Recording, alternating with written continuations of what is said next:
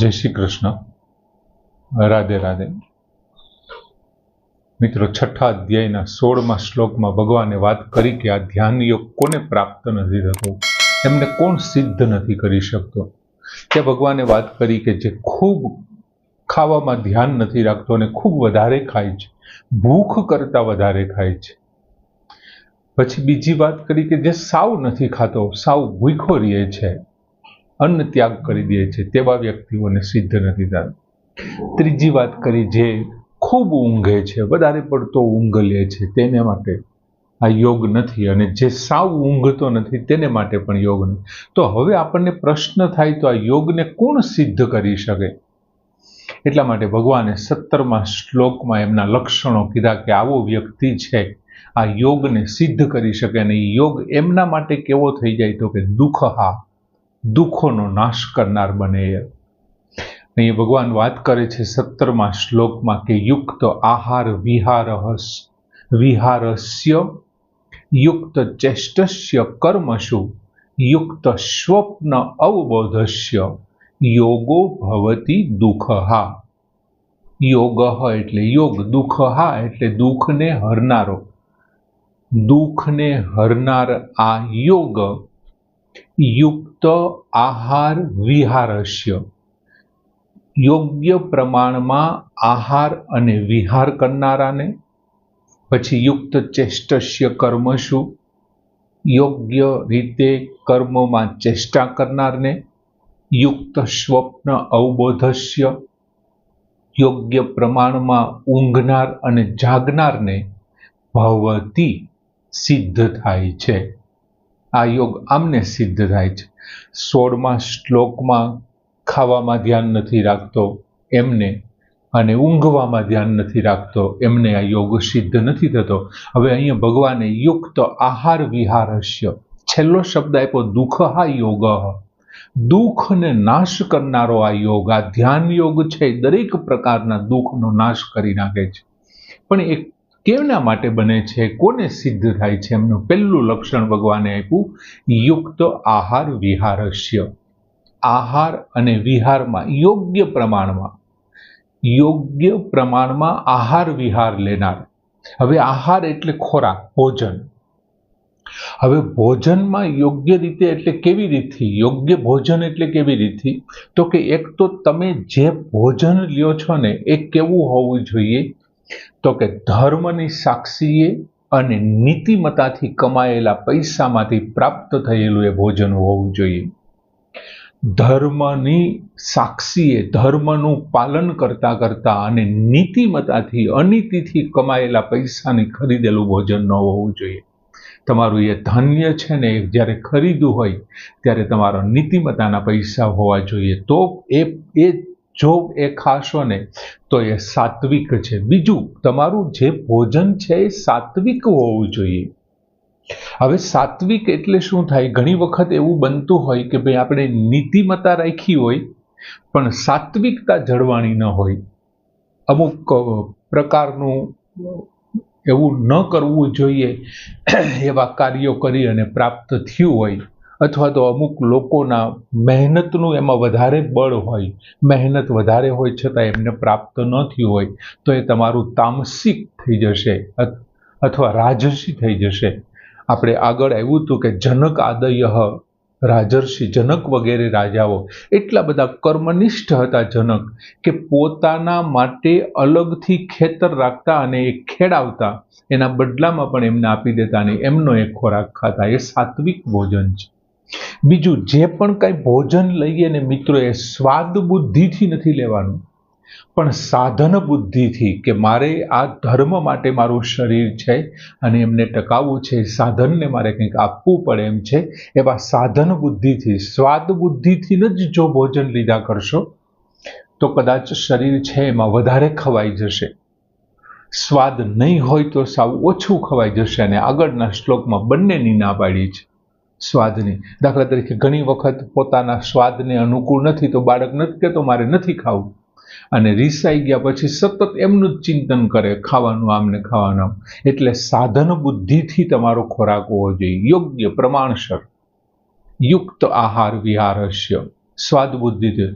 બીજું, આયુર્વેદની દ્રષ્ટિએ ખાવું જોઈએ, ધર્મની દ્રષ્ટિએ, આયુર્વેદની દ્રષ્ટિએ. આયુર્વેદ કે છે એ પ્રમાણે ઋતુમાં, દાખલા તરીકે આયુર્વેદ એમ કે છે કે ભાઈ સવારમાં આ વસ્તુ ન ખવાય, સાંજે દહીં ન ખવાય, આટલી વસ્તુ બપોરે ખાવી જોઈએ, આટલી સાંજે ખાવી જોઈએ, જો એ પ્રમાણે ખાવામાં આવશે ને તો શરીરમાં એ વિકાર પેદા નહીં કરે. એમ સુજીર્ણ જેને આપણે કહીએ છીએ, ખૂબ આરામથી પચી જાય ને તેવું સુજીર્ણમ અન્નમ, અને હલકું હોવું જોઈએ, હલકું અલ્પ માત્રામાં હોવું જોઈએ.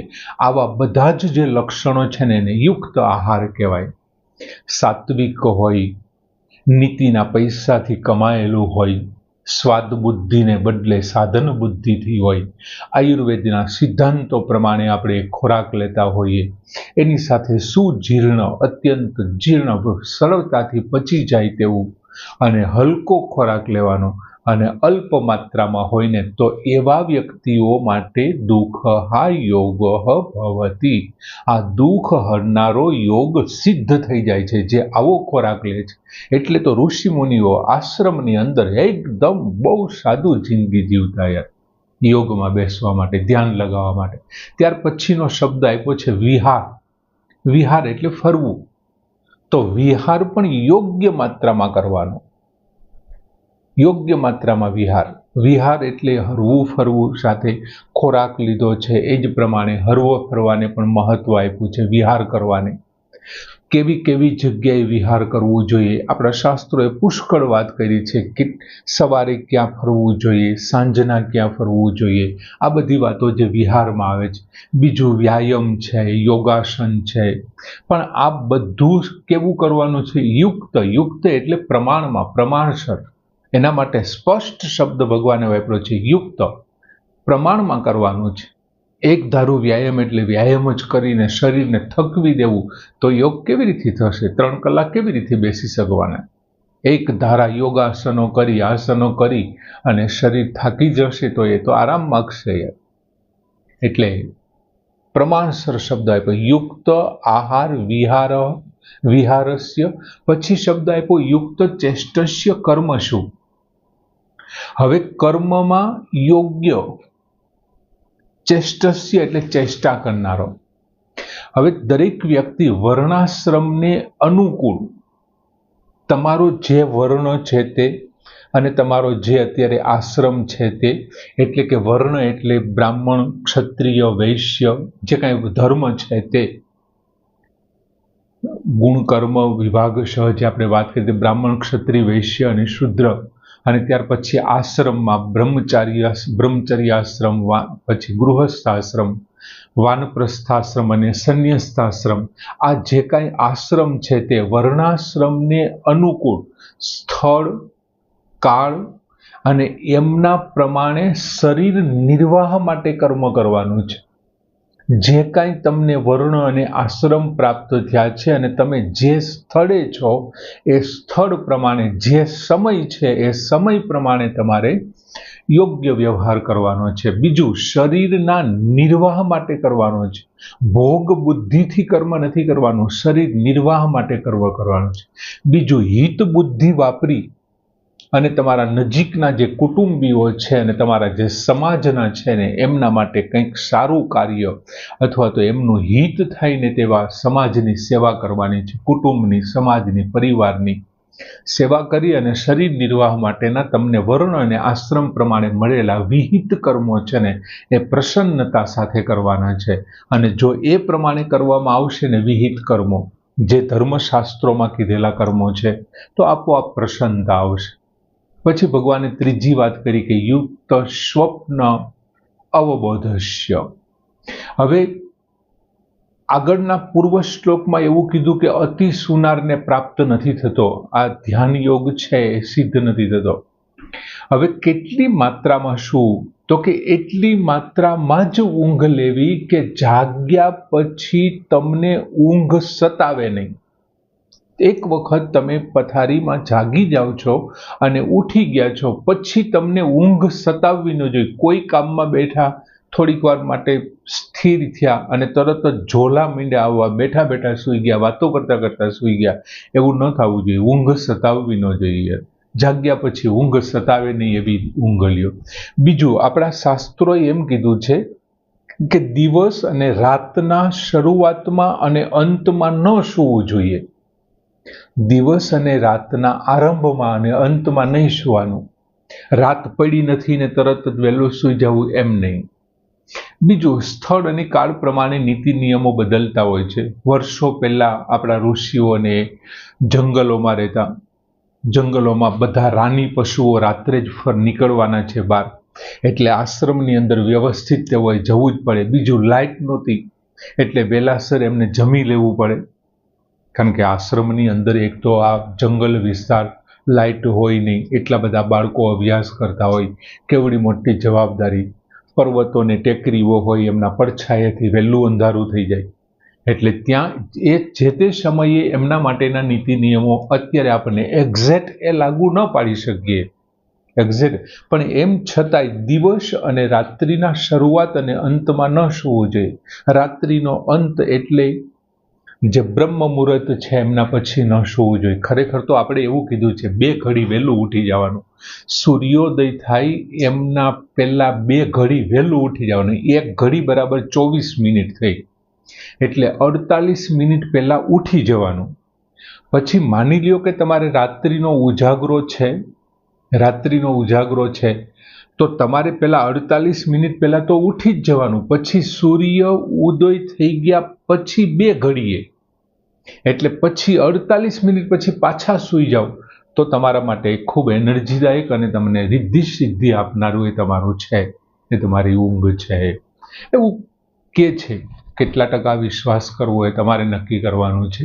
દિવસ અને રાત્રિના આરંભમાં ન સૂવું. બીજું, મધ્યરાત્રિમાં સૂવું જોઈએ, પણ મધ્યરાત્રિમાં બહુ મોડા પણ ન સૂવું, કેમ કે જો બહુ મોડા સૂશો ને તો શું થશે, વહેલું સવારે ઉઠાશે નહીં, અને એમ છતાંય જો ઉઠવું પડશે તો એમની સીધી જ અસર ક્યાં દેખાય? સ્વાસ્થ્ય ઉપર દેખાશે, અને સ્વાસ્થ્ય અને યોગમાં એ વિઘ્ન નાખશે. જો બહુ મોડે સુધી જાગશો, અત્યારે આ મોબાઈલને કારણે લગભગ બધા મેજોરિટી મોડે સુધી જાગતા થઈ ગયા અને મોડે સુધી સુવાવાળા થઈ ગયા એમ. એટલે ભગવાન તો ના પાડે છે કે યુક્ત સ્વપ્ન અવબોધસ્ય, એમને યોગ નથી થતો. હવે અહીંયા ભગવાને જો સુપ્તસ્ય શબ્દથી ખાલી આગળના પૂર્વ શ્લોકની વાત નથી કરી, અહીંયા અવબોધ શબ્દ આપ્યો. ખાલી ઉઠવાની વાત નથી કરી, જાગવાની વાત કરી છે. જાગી અને યોગમય થઈ અને તારે પરમાત્માને પ્રાપ્ત કરવા માટેના પ્રયત્ન કરવાના છે. તું જે કરે છે ત્યાંથી ઉઠો, જાગો. જો પહેલામાં ઉઠો, જાગો અને શ્રેષ્ઠ ગુરુઓ પાસે જઈને જ્ઞાન મેળવો. એવું આપણે કહીએ છીએ ને, ઉત્તિષ્ઠ જાગ્રત વરાન પ્રાપ્ય નિબોધત, ઋગ્વેદનું વાક્ય છે. તો ઉઠો એટલે ઉઠવાનું, તમે જ્યાં છો ત્યાંથી ઉઠો, ઊંઘની વાત નથી. અને તમે જે કરી રહ્યા છો સકામ કર્મો, એમાંથી હવે જાગો, એવા અર્થમાં છે. અવબોધ, તમે બોધિત થાવ, જાણો, એવા અર્થમાં ભગવાન કહે છે. હવે મિત્રો અહીંયા જુઓ, પાંચેયની અંદર યુક્ત શબ્દ વપરાણો છે. એક તો યુક્ત એટલે યોગ્ય. હવે તેનું માપ છે ને દરેક માટે જુદું જુદું હોય. મારા માટે યોગ્ય માપ જુદું છે. હમણાં આપણે ખોરાક સમજાવતી વખતે વાત કરી, મારા માટે યોગ્ય 3 રોટલી છે, આ ભાઈ માટે યોગ્ય 6 રોટલી છે, આ ભાઈ માટે 9 રોટલી યોગ્ય છે. બધા માટે વર્ણ, આશ્રમ, સ્થળ, કાળ, દેશ, પરિસ્થિતિ એ પ્રમાણે બધા માટે જુદું જુદું છે. યુક્ત આહાર જુદો છે, યુક્ત વિહાર જુદો છે, યુક્ત કર્મ જુદું છે, યુક્ત સૂવું જુદી છે, અને યુક્ત ઉઠવું જુદું છે. બધા માટે યુક્ત છે એ જુદું જુદું છે. જેમને જે રીતે યુક્ત લાગુ પડતું હોય ને એ પ્રમાણે જો થાય તો શું થાય? દુઃખ હા યોગ, દુઃખ હરનારો આ ધ્યાન યોગ, ગમે તેવા દુઃખને હરનારો. ભવતી એટલે સિદ્ધ થાય છે, સિદ્ધ થઈ જાય છે.